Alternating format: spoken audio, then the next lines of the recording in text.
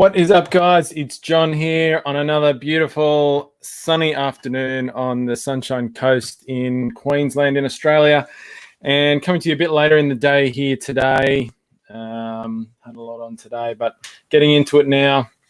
And this is a really quick live, so if you've been following along so far, or if you haven't, basically this series is a bit of a off-the-cuff kind of gonzo type series of recordings where I'm going to be walking through building high-ticket dropshipping stores, both for myself and for some of my clients who I provide a service for. And so it's actually going to be kind of like an over-the-shoulder thing, interspersed with a lot of my thoughts on how to go about building these businesses, how I do it specifically, which might vary from how some other people do it, and sort of just to help anybody out there who's also looking at building these businesses or owns these businesses already and is looking to start more, get ahead more quickly and sort of share the love and the knowledge around. So that ain't going to work. And I guess the next step is, if I'm going to be doing an over the shoulder, I've got to share, what actual stores I'm going to be building, what niches I'm going to be building them in. Most people who talk about this stuff will never share their niches because they're worried that everybody's going to go out there and copy them and all of that sort of business. I don't really care about that. So I'm going to reveal in this video the niches that I'm going to be working on that you're going to see primarily through the rest of this series if you're following along. And of course, you can get access to the whole series by going to the URL you see across the bottom of the screen, which if you're listening is buildsellgrowrepeat.com/corona-files. You can get access to all the previous recordings, the whole series as it happens, as well as a bunch of other free stuff that I'm chucking in there along the way. So without further ado, what I'm going to do is I'm going to share my screen right here, and we're going to get into my document. This is my niche research tracker, and of course, what I've done here is I've isolated two niches from my bigger spreadsheet that I am going ahead with as we speak. My team is starting to work on. And these are the ones that I'm going to be sharing with you as I go through building these things, right through to even marketing them further down the track. So there's two that I'm going to be sharing with you. I'm actually working on 6 at the moment, but there's 2 that I'm going to primarily be sharing with you. There's a few that I won't because they're going to belong to clients, and that's it's only their business what goes on there. But so the 2 that I'm going to be working on, I've got to say as well, these 2 are going to be based in the Australian market. So the research I've done is specifically for the Australian market and not for the US or UK or anywhere else. So the first one I'm going to do is going to be a really big store. It's quite broad. It's probably biting off more than most people would want to chew. But I've been doing this for a long time, and because I'm quite confident in my ability to pull this off, I have a team of people helping me. I'm happy to do so, and there are some reasons for me why I want to do that. So the first one is going to be a niche that serves people who are into caravanning or RVing, depending on what country you're in, boating, and camper trailers, that sort of thing. So selling parts and accessories to people who are, who use those larger products. And so it's really the niche.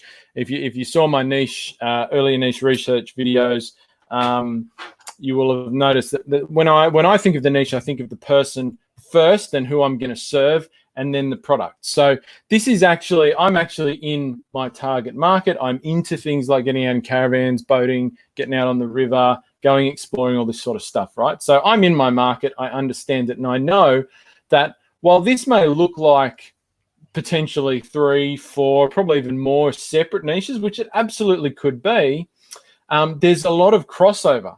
So the same customer exists in all of these niches. And so for me, that's a really good thing. I want to have a store where I can serve my target customer with whatever they need. And so the same people, often in Australia anyway, own a caravan. They also own a boat. Or they go out with their camper on the weekend. They take a boat on the roof. Like, these things really go hand in hand for a lot of people. Now, there's some people in those markets where there's no crossover for them.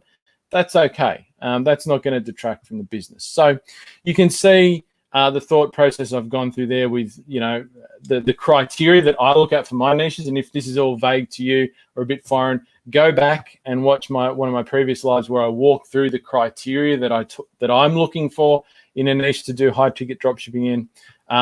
So this niche, it's an enthusiast market. It's definitely evergreen. There's so much recurring revenue opportunities here because it's such a broad niche. Tons and tons of content opportunities.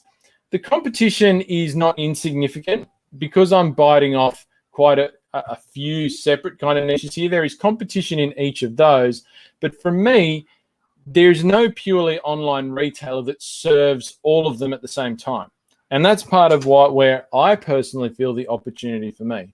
Now, the competition in individually in some of those is not insignificant. So for me, that was an orange light. It was something that I had to think about a bit more as to whether I was prepared to take that on. But having looked at the quality of the sites involved, the way they were doing their marketing, while there are some good players, people that are doing a really good job in there, there's not a significant number of those, and there's a larger group of sites that exist in these niches that are just of a lower quality, and I don't feel any issue with my ability to do a better job than them in the niche. Price ranges go up from $20 up to $2,000, probably even a bit beyond that on the products. Look, you know, a lot of people will say, "Oh God, what have you got $20 in there? You don't want to be down there." My take's a bit different on that. I market high ticket and low ticket products. And I have some very specific marketing reasons for doing that, which if you follow along with this series, we're going to get into. There's tons of suppliers, like literally tons in Australia. And then I go and I give myself some comments and whether it's approved. So for me, that's approved, even though the competition is bordering on where I would start to think twice about it. I still think that's okay. The second one I'm going to do is a niche that's targeted at people who are into off-grid living, whether that's just for environmental reasons, whether it's because they're into the survivalism sort of thing, or they're kind of preppers. They're looking to buy products that will help them establish that sort of lifestyle and carry on with that sort of lifestyle, or be prepared for that sort of lifestyle if that's what they're into. So it's an enthusiast market. You know, nobody actually has to live that way in this day and age. People live that way because they desire it, because they want it. And so it is an enthusiast market. In Australia, it borders on evergreen for me, and I'm taking a little bit of a punt on this one. In the US, this is quite a big market already, and it has been for some years. In Australia, to me, it's a growing market. It's not massive at the moment, but I think it's growing, and I think it's going to grow through the next 5 years. So for me, this is a little bit of an investment niche. I don't expect the returns to be massive early on, but I do expect, particularly after all the stuff that's been going on with the coronavirus in 2020 this year, that people are going to be getting into this side of things more and more. And I've been doing some research in the last month or so, which shows that now that people have lived the experience of some form of global issue happening, whether it's economic, health, whatever, you know, got environmental things on the radar, whatever it might be. I expect that in Australia, where this hasn't been a massive thing, it's always been there bubbling along, but it's going to get bigger and bigger and bigger. So I'm taking a bit of a punt on this one that's going to happen. There are already lots of products on the market here in Australia that suit. There's lots of recurring revenue. I can personally think of tons of content opportunities with that, which is how I like big part of my marketing. Competition is super low at the moment because it's always been a smaller type niche in Australia. So there's a great way in competitively there. Price ranges are very widely. There's products right up into the $15,000 mark that I've found in my research that I would be interested in selling. Plenty of suppliers. And so for me, that one is approved, even though, you know, there's an orange light in there around whether it's evergreen or not. But once again, I'm comfortable with the risk that it most likely is going to be, even though there is a small chance that there's not. So that's it. You've seen these are the two niches I'm going to do. Like I said, unlike a lot of high ticket dropshippers, I don't really mind sharing that. Frankly, if you're the sort of person that's watching this and you think John says it's good, so I'm going to do it, hey, go nuts. I'll see you on the playing field. I've been doing this for a long time, so I most likely will absolutely crush you. If you want to copy me as I go along, once again, that's absolutely fine as well. You're more than welcome to. We'll have a lot of fun doing that. So that's it. You're going to see coming up. This is sort of the last talk I'm going to do about niche selection. We're going to move on now on these into branding, building the website, calling suppliers, all that sort of stuff. And you're going to get, if you follow this along, you're going to see me go through all of that as well. So that's it for today. I hope you're well. Business is going well, and I'll see you soon. Bye.